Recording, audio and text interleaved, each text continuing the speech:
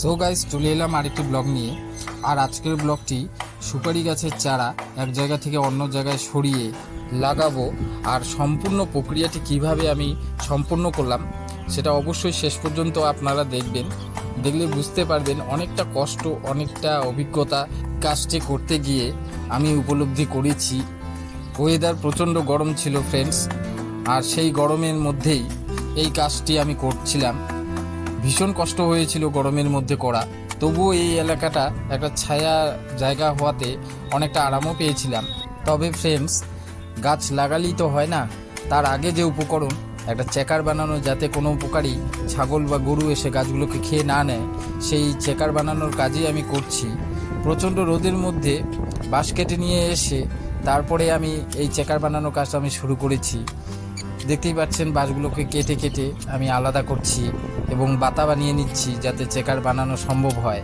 আর এই চেকার বানানোর মাধ্যমেই প্রথমবারের মতো অভিজ্ঞতা একটা অর্জন হলো, কারণ জীবনে প্রথমবার আমি চেকার বানাচ্ছি।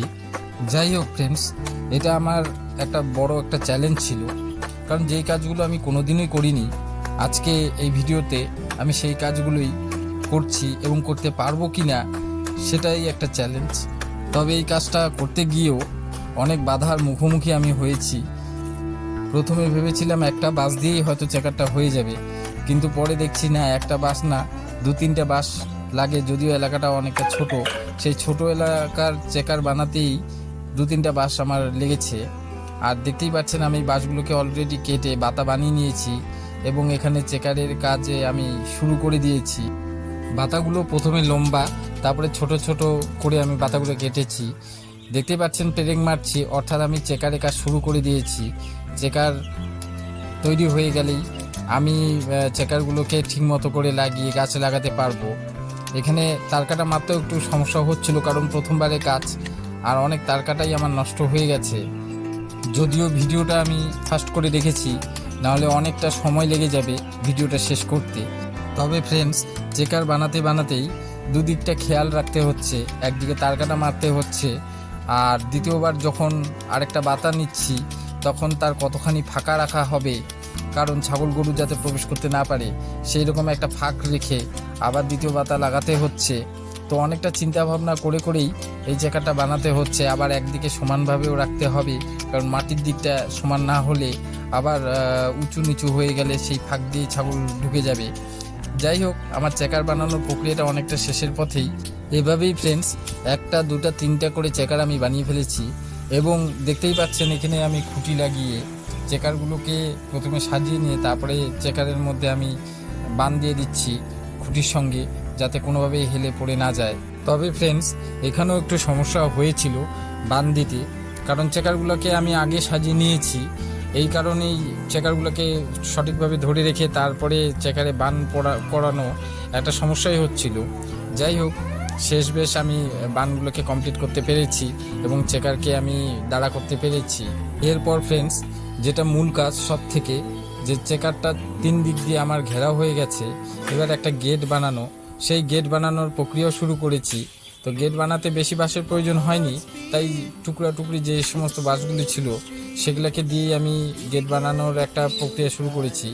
দেখতে পাচ্ছেন এখানে বাঁশ কাটাও আমি শুরু করে দিয়েছি, সুন্দরভাবে কেটে নিয়ে তারপরে একটা গেট বানানো। আর ফ্রেন্ডস, গেটটাকে তো মজবুত করতেই হবে, এই কারণে গেটটা বারবার খোলা হবে আর বন্ধ করা হবে, তাতে অনেকটা দুর্বল হয়ে যাওয়ার একটা শঙ্কা থাকে। আর ফ্রেন্ডস, এর সাথে সাথে কাজের ফাঁকে ফাঁকে আমি সেই এলাকাটার একটা ছবিও করে নিলাম। সেই এলাকাটায় কি কি আমাদের গাছ রয়েছে সেই গাছগুলোকে নিয়ে আর আমার কাজকে নিয়েই একটা সুন্দরভাবে যাতে ভিডিওটা আসে, তো তারও একটা চেষ্টা করতে থাকলাম। তো বেশ সুন্দরই লাগছে, দেখতেই পাচ্ছেন ওইদিকে আমি কাজ করছি, একটা জবা ফুল ফুটেছে এখানে। প্রচণ্ড গরমে বারবার হাঁপিয়ে যাচ্ছি, তারপরেও আমি কাজ চালিয়ে গেছি, কারণ কাজটা কমপ্লিট করতে হবে এবং গাছের চারাগুলো এনে লাগাতে হবে। চেকারের কাজটা শেষ পথে, তাই আর বেশি দেরি না করে আমি কাজে আবার মনোযোগ দিলাম এবং আমার গেটটা আমি সম্পূর্ণ করলাম।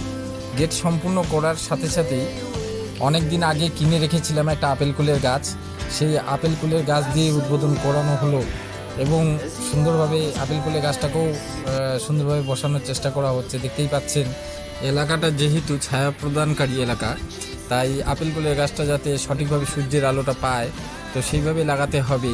আর সেই চেষ্টাই চলছে যাতে সূর্যের আলোটা সরাসরি পায়। আমাদের গাছটা বসানো শেষ হয়ে গেছে, আপেল কুলের গাছটা। এরপরে মাটি চারপাশে দিয়ে ঢেকে দেওয়া হচ্ছে। এরপরে সামান্য জল দিতে হবে। হালকা মাটি রাখা হচ্ছে আপেল কুলের গাছটাতে, কারণ আপেল কুলটার সাথে একটা মাটি ছিল প্লাস্টিকের মধ্যে, সেই মাটিটা অনেকটা কাজে দিবে।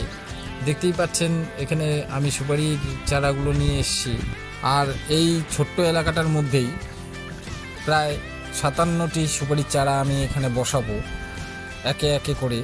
এখানে আমি মাটি খুঁড়ে নিচ্ছি, মাটি খুঁড়েই সুপারির চারাগুলোকে এখানে পুঁতে দেবো। একটু ভালো করে আমি মাটিটাকে খুঁড়ে নিচ্ছি, কারণ নতুন চারা অনেকটা শিকড় কাটা থাকে, মাটি থেকে উঠিয়ে আর একটা মাটিতে আমি লাগাচ্ছি।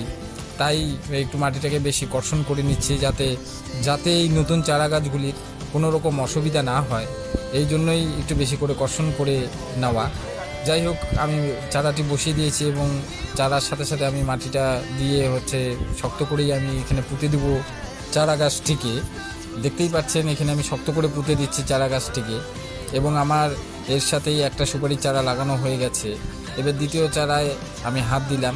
দ্বিতীয় চারাটিকেও ঠিক একইভাবে একই প্রক্রিয়ায় আমি খুঁড়ে নিয়েছি এবং সেখানেও বসিয়ে দিচ্ছি, এবং শক্ত করে এটা দ্বিতীয় চারাটিকেও আমি পুঁতে দেবো।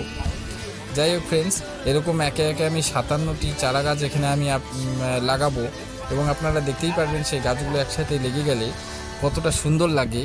যদিও জায়গাটা ছোট, তবে গাছগুলো ছোটোর জন্য অসুবিধা হয়নি, কারণ আরেকবার এই জায়গার থেকে সুপারিগুলোকে উঠিয়ে অন্য জায়গায় আবার পুঁতে দিতে হবে। এরকম 2-3 বার করে আমি পুঁতে দিব।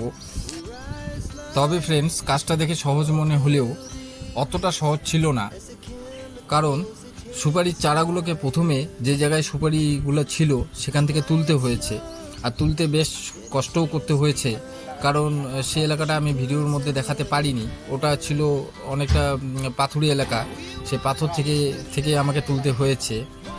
দেখুন ফ্রেন্ডস, অলরেডি আমি কিছু গাছ লাগিয়ে দিয়েছি, এবং লাগানোর পর আমি সেই ভিডিও করেছি, গ্যাপটা দেখানোর চেষ্টা করেছি যে কতটা গ্যাপ। তারপরে আরও কিছু গাছ লাগিয়েছি, এবং তারপরে আবার সেই ভিডিওর মাধ্যমে দেখানোর চেষ্টা করছি যে আমি কতগুলো গাছ ইতিমধ্যে আমি লাগিয়ে নিয়েছি। এবং এরকম করে করে আমি শেষ করে দিয়েছি সম্পূর্ণ জায়গাটিকে। এবং 57টি চারা গাছ, সেই 57টি চারা গাছ আমার এখানে লাগানো কমপ্লিট হয়ে গেছে, এবং কমপ্লিট হওয়ার পর ভীষণ সুন্দর লাগছে। আর এতটা কষ্ট ছিল, সেই কষ্টের মধ্যে এখন একটা সফলতার হাসি আসছে। যাই হোক ফ্রেন্ডস, ভিডিওটা শেষ করার সময় চলে এসছে, এবং ভিডিওটা শেষ করতে করতেই আমার এখানে একটা হিমসাগরের গাছ আমি 3 বছর আগে লাগিয়েছি, এবং গাছটা অনেক বড় হয়ে গেছে, আমও ধরেছে, দেখতেই পাচ্ছেন। যাই হোক ফ্রেন্ডস, ভিডিওটি শেষ পর্যন্ত দেখার জন্য মিহি ব্লগের পক্ষ থেকে অসংখ্য ধন্যবাদ। এবং ভিডিওটি কেমন লাগলো তা অবশ্যই কমেন্টে জানাবেন। ভালো লাগলে লাইক করবেন, এবং অবশ্যই করে সাবস্ক্রাইব করে আমার পাশে থাকবেন, এই আশাই রাখছি। ধন্যবাদ।